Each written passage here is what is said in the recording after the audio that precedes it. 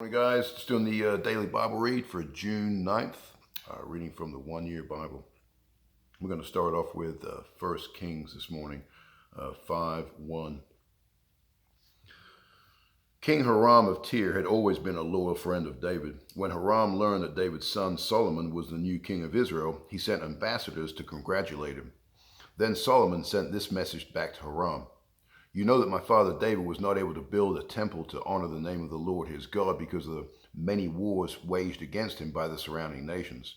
He could not build until the Lord gave him victory over all his enemies. But now the Lord my God has given me peace on every side. I have no enemies and all is well. So I am planning to build a temple to honor the name of the Lord my God, just as he had instructed my father David. For the Lord told him, your son, whom I will place on your throne, will build a temple to honor my name. Excuse me. Therefore, please command that cedars from Lebanon be cut for me. Let my men work alongside yours, and I will pay your men whatever wages you ask. As you know, there is no one among us who can cut timber like you Sidonians. Then Hiram received Solomon's message. He was very pleased and said, Praise the Lord today for giving David a wise son to be king of the great nation of Israel. Then he sent this reply to Solomon. I have received your message, and I will supply all the cedars and cypress timber you need. My servants will bring the logs from Lebanon mountains to the Mediterranean Sea and make them into rafts and float them alongside the coast to whatever place you choose. Then we will break the rafts apart so you can carry the logs away. You can pay me by supplying me with food for my household. So Hiram supplied as much cedar and cypress timber as Solomon desired. In return, Solomon sent him an annual payment of 100,000 bushels of wheat for his household and 110,000 gallons of pure olive oil. So the Lord gave wisdom to Solomon just as he promised. And Hiram and Solomon made a formal alliance of peace. Then King Solomon conscripted a labor force of 30,000 men from all Israel. He sent them to Lebanon in shifts, 10,000 every month, so that each man would be 1 month in Lebanon and 2 months at home. Adoniram was in charge of the labor force. Solomon also had 70,000 common laborers, 80,000 quarry workers in the hill country, and 3,600 foremen to supervise the work. At the king's command, they quarried large blocks of high-quality stone and shaped them to make the foundations of the temple. Men from the city of Gebal helped Solomon and Hiram's builders prepare the timber and stone for the temple. It was in mid-spring, in the month of Ziv, during the 4th year of Solomon's reign, that he began to construct the temple of the Lord. This was 480 years after the people of Israel were rescued from their slavery in the land of Egypt. The temple that King Solomon built for the Lord was 90 feet long, 30 feet wide, and 45 feet high. The entry room at the front of the temple was 30 feet wide, running across the entire width of the temple. It projected outward 15 feet from the front of the temple. Solomon also made narrow recessed windows throughout the temple. He built a complex of rooms against the outer walls of the temple, all the way around the sides of the rear of the building. The complex was 3 stories high, the bottom floor being 7.5 feet wide, the second floor being 9 feet wide, and the top floor being 10.5 feet wide. The rooms were connected to the walls of the temple by beams resting on ledges built out from the wall, so the beams were not inserted into the walls themselves. The stones used in the construction of the temple were finished at the quarry, so there was no sound of hammer, axe, or any other iron tool at that building site. The entrance to the bottom floor was on the south side of the temple.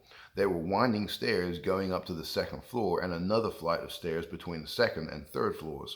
After completing the temple structure, Solomon put in a ceiling made of cedar beams and planks. As already stated, he built a complex of rooms on 3 sides of the building, attached to the temple walls by cedar beams. Each story of the complex was 7.5 feet high. Then the Lord gave this message to Solomon. Concerning this temple you are building, if you keep all my decrees and regulations and obey all my commands, I will fulfill through you the promise I made to your father David. I will live among the Israelites and will never abandon my people Israel. So Solomon finished building the temple. The entire inside from floor to ceiling was paneled with wood.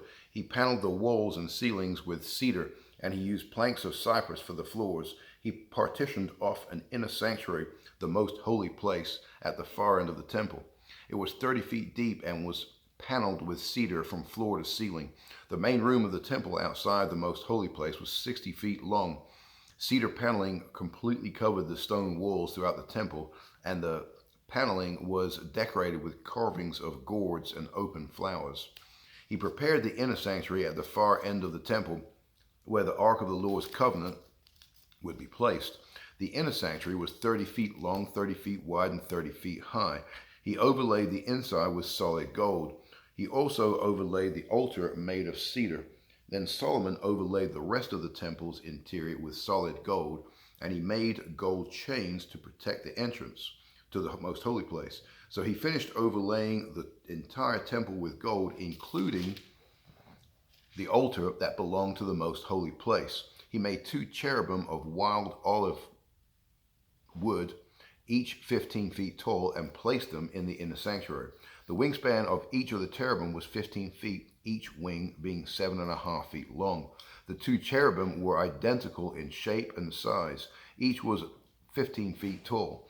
He placed them side by side in the inner sanctuary of the temple.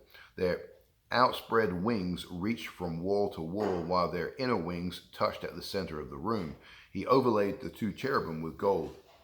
He decorated all the walls of the inner sanctuary and the main room with carvings of cherubim, palm trees, and open flowers. He overlaid the floor in both rooms with gold. For the entrance to the inner sanctuary, he made double doors of wild olive wood and 5-sided doorposts.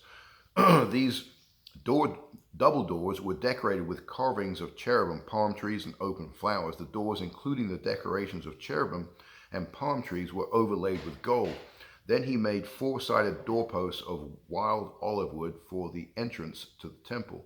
There were 2 folding doors of cypress wood, and each door was hinged to fold back upon itself. These doors were decorated with carvings of cherubim, palm trees, and open flowers, all overlaid evenly with gold. The walls of the inner courtyard were built so that there was 1 layer of cedar beams between every 3 layers of finished stone. The foundation of the Lord's temple was laid in mid-spring in the month of Ziv, during the 4th year of Solomon's reign. The entire building was completed in every detail by mid-autumn in the month of Bul, during the 11th year of his reign. So it took 7 years to build the temple. Okay, we're going to read from Acts 7, verses 1 through 29 next. All right. Then the high priest asked Stephen, are these accusations true? This was Stephen's reply. Brothers and fathers, listen to me. Our glorious God appeared to our ancestor Abraham in Mesopotamia before he settled in Haran. God told him, leave your native land and your relatives and come into the land that I will show you. So Abraham left the land of the Chaldeans and lived in Haran until his father died. Then God brought him here to the land where you now live. But God gave him no inheritance here, not even a square foot of land. God did promise, however, that eventually the whole land would belong to Abraham and his descendants, even though he had no children yet. God also told him that his descendants would live in a foreign land where they would be oppressed as slaves for 400 years. But I will punish the nation that enslaves them. God said, and in the end they will come out and worship me here in this place. God also gave Abraham the covenant of circumcision at that time. So when Abraham became the father of Isaac, he circumcised him on the 8th day. And the practice was continued when Isaac became the father of Jacob, and when Jacob became the father of the 12 patriarchs of the Israelite nation. These patriarchs were jealous of their brother Joseph, and they sold him to be a slave in Egypt. But God was with him and rescued him from all his troubles. And God gave him favor before Pharaoh, the king of Egypt. God also gave Joseph unusual wisdom, so that Pharaoh appointed him governor over all of Egypt and put him in charge of the palace. But a famine came upon Egypt and Canaan. There was great misery, and our ancestors ran out of food. Jacob heard that there was still grain in Egypt, so he sent his sons, our ancestors, to buy some. The second time they went, Joseph revealed his identity to his brothers, and they were introduced to Pharaoh. Then Joseph sent for his father Jacob and all his relatives to come to Egypt, 75 persons in all. So Jacob went to Egypt. He died there, as did our ancestors. Their bodies were taken to Shechem and buried in the tomb Abraham had bought for a certain price from Hamor's sons in Shechem.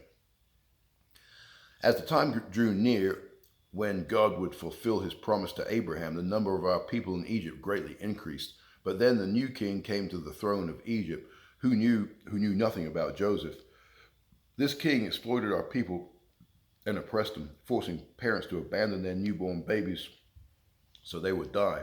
At that time, Moses was born, a beautiful child in God's eyes. His parents cared for him at home for 3 months. When they had to abandon him, Pharaoh's daughter adopted him and raised him as their own son. Moses was taught all the wisdom of the Egyptians, and he was powerful in both speech and action. One day, when Moses was 40 years old, he decided to visit his relatives, the people of Israel. He saw an Egyptian mistreating an Israelite, so Moses came to the man's defense and avenged him, killing the Egyptian. Moses assumed his fellow Israelites would realize that God had sent him to rescue them, but they didn't. The next day he visited them again and saw 2 men of Israel fighting. He tried to be a peacemaker. Men, he said, you are brothers. Why are you fighting each other? But the man in the wrong pushed Moses aside. Who made you a ruler and judge over us? He asked. Are you going to kill me as you killed that Egyptian yesterday? When Moses heard that, he fled the country and left as a foreigner in the land of Midian. There his 2 sons were born. Psalm 127, verses 1 through 5.